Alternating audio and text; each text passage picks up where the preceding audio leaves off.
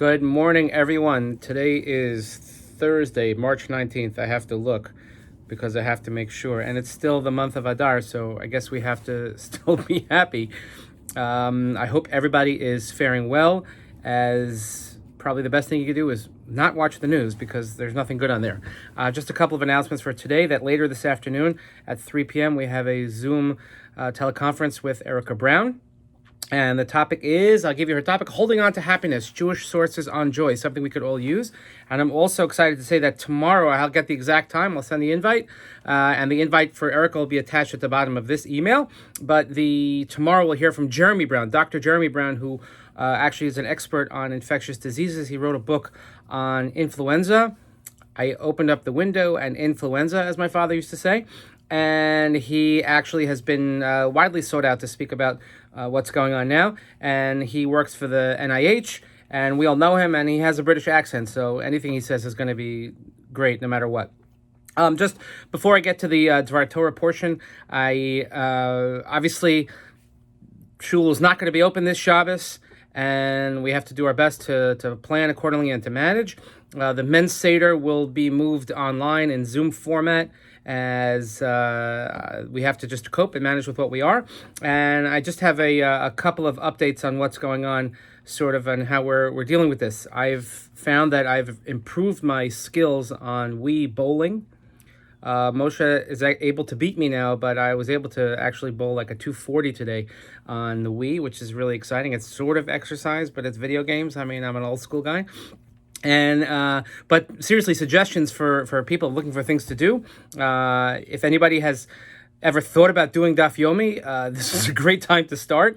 To get the time. Actually, ArtScroll is offering a free volume of any volume of the Shas, if anybody would like. Obviously, we're doing Pesach cleaning, Pesach preparation, and next week we'll get into it in earnest. I'll give a Zoom class about how to prepare for Pesach. Many of you have probably not been home for Pesach in quite some time.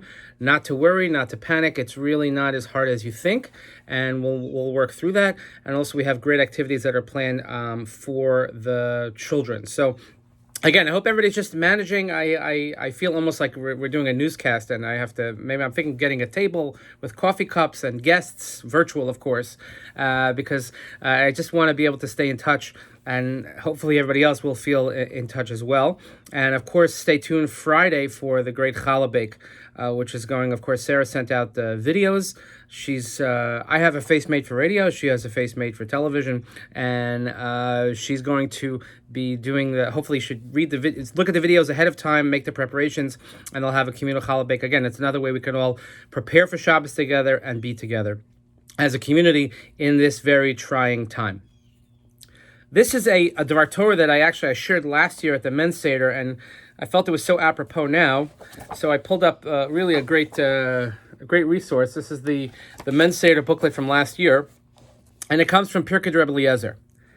And I'll read it to you in the Hebrew, and then I'll explain. Higia leil yom hapesach v'kari Yitzchak le'esav b'no hagadol v'omar lo, b'ni, zeh halayla kol ha'olam kulo omrim bo halel, v'otros talalim miftachim b'zeh halayla.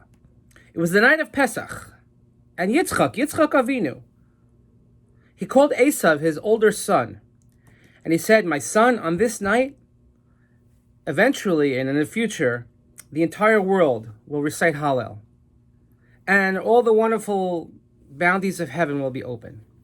Aseli matamim, ad shani b'odi avaracheka. Prepare for me the fine delicacies that I love, and then I will bless you. V'ruach hakodesh meshiva v'omeres al tilchamas lechem ra'ayin halach lahaviv nisakev sham." And of course, it says that the Ruach HaKodesh, the divine spirit, had to intervene. And what happened? Of course, we know what happened. Esav got delayed. Esav was busy with his task. And Amar Rivka Yaakov b'ni, halayla hazeh otzros talalim niftachim bo. Halyonim amrim shira. Rivka, in her wisdom, in her cunning wisdom, she says to her son Yaakov, she says, if the bounties of heaven will open on this evening, halyonim amrim shira, and up above they will recite praise and song. Halayla hazeh asidim banech lehigal miyad shibud. On this night, eventually your descendants will be redeemed from slavery.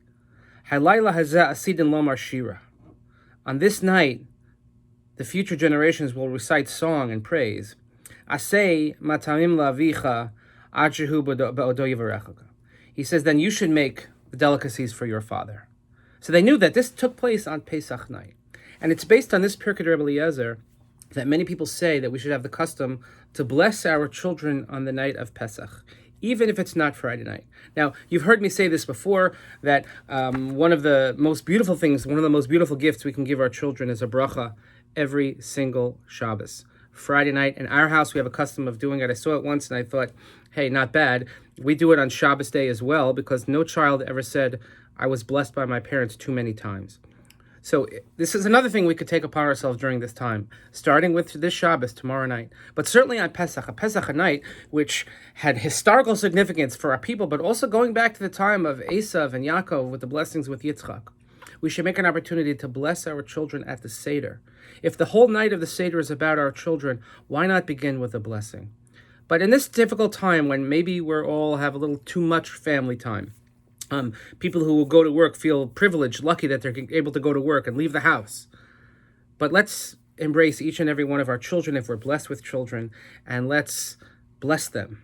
And let's thank Hashem for the blessings that He has given us. So in all of this difficult period that we find ourselves in, let's look for the blessings, let's look for the silver linings. And with that, I should have begun with this, but I have a lot of things going on. I'm swirling in my mind. I don't have the cue cards in front of me. But in this difficult time, we have wonderful things to celebrate. So first, I want to wish Mazel Tov to Ronan and Jody Samuels on the birth of their son. Wonderful simcha, 7 pounds, 3 ounces, born a couple of days ago. The bris will be very quiet bris, obviously. And I told Jody and Ronan that we owe them a shalom zachar, and we will give them one. And also I want to wish a mazel tov to Raz and Michael Grad, who had now become grandparents. Mazel tov to Chana and Rabbi, who gave birth to a beautiful baby boy in Nashville, Tennessee. Raz and Michael are on the way down with the family. We'll be spending Pesach there. The bris will be next week. Wonderful to see. We see the families grow. We saw everybody have their bar mitzvahs, bat mitzvahs, and weddings, and now we see them becoming grandparents. So you know what? Let's count our blessings. Let's be thankful. Let's find the things that we can really capitalize and be thankful for instead of focusing on all the negative. So I hope to see everyone on the Zoom later today. Have a wonderful day, and we'll touch base again very, very soon.